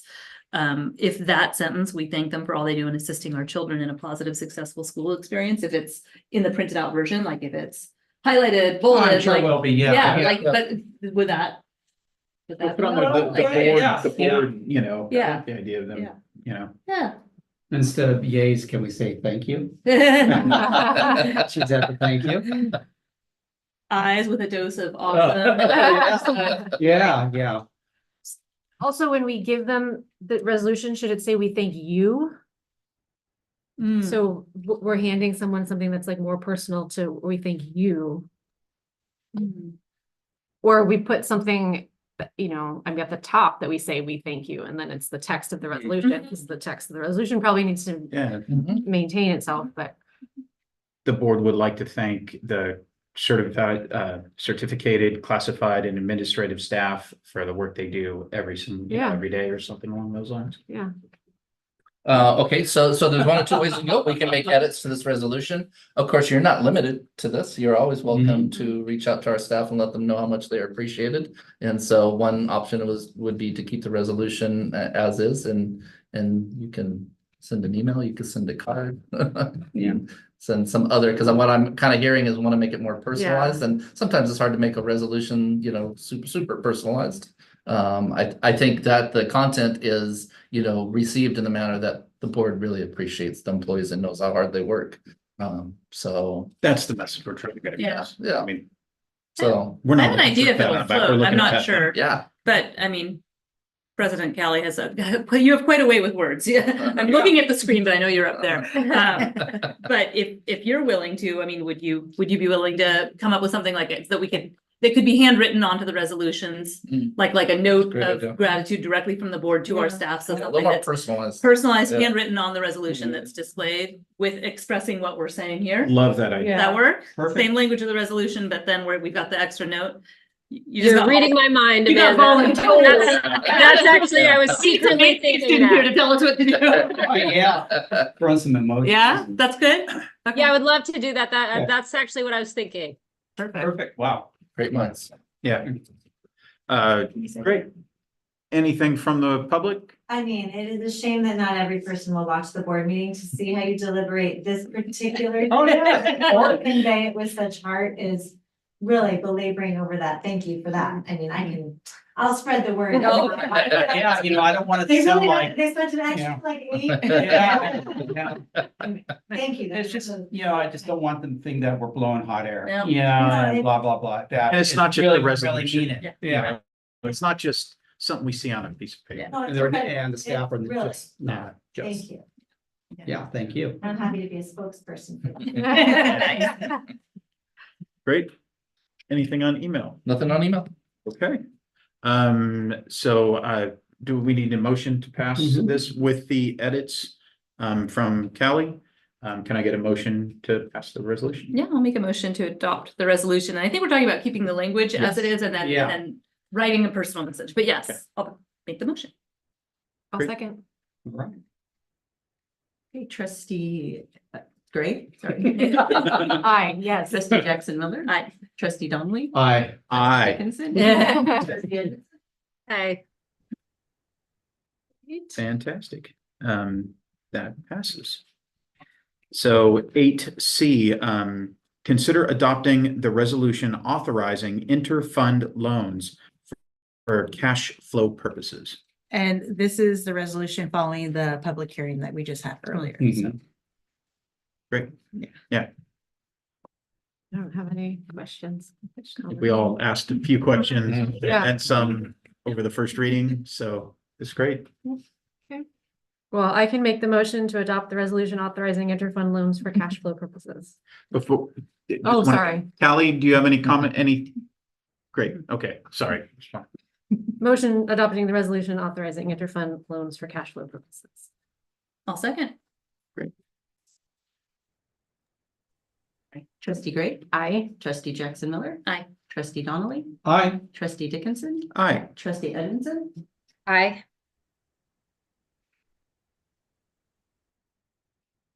And another one down. 8D, consider adopting the resolution in recognition of April as bilingual, multilingual learner advocacy month.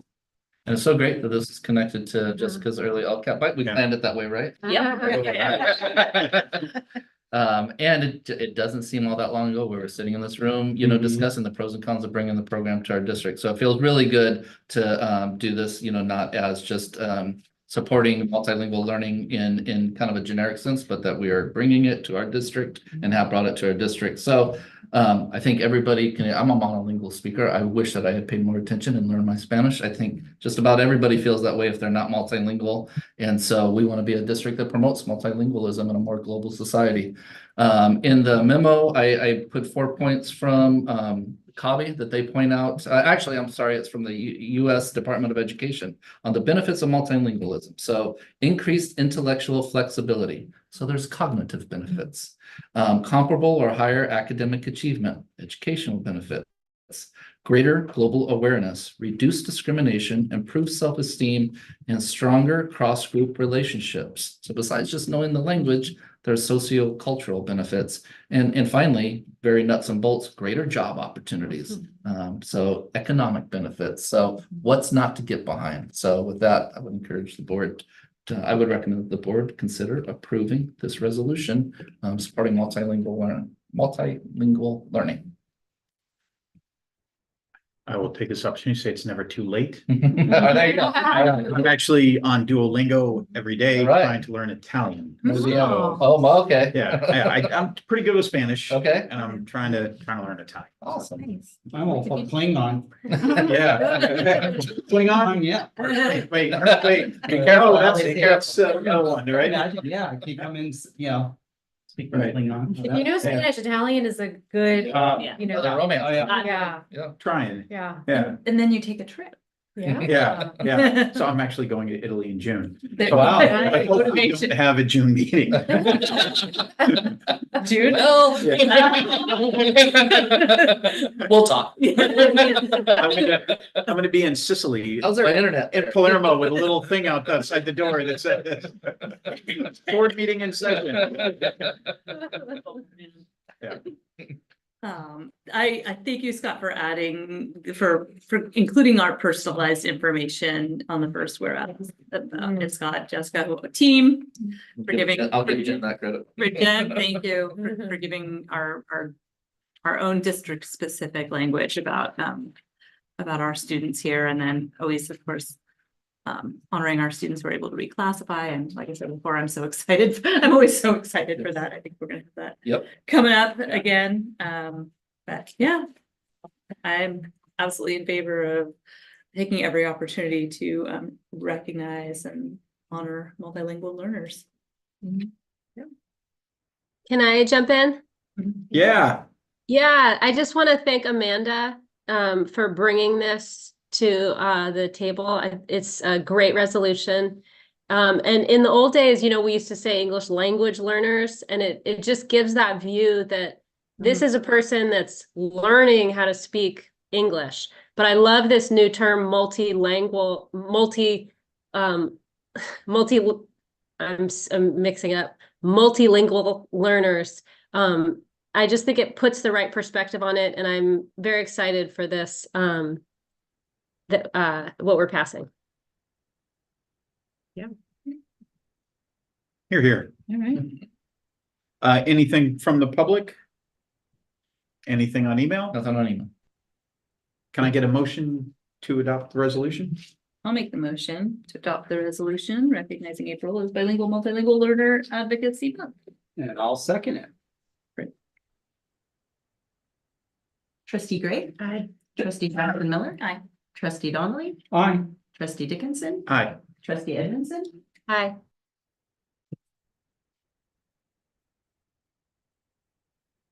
Fantastic. Any correspondence? No. Any future agenda items that anybody would like? Not off the top of my head. All right. All right. Can I get a motion for adjournment? I'll make it. I'll second. I think everybody was in favor. Good job. I've been waiting to bang that gavel all night. Thank you for not banging it sideways. Yeah. Once I let a kid bang it, I can't remember why, but I let the kid bang the gavel for something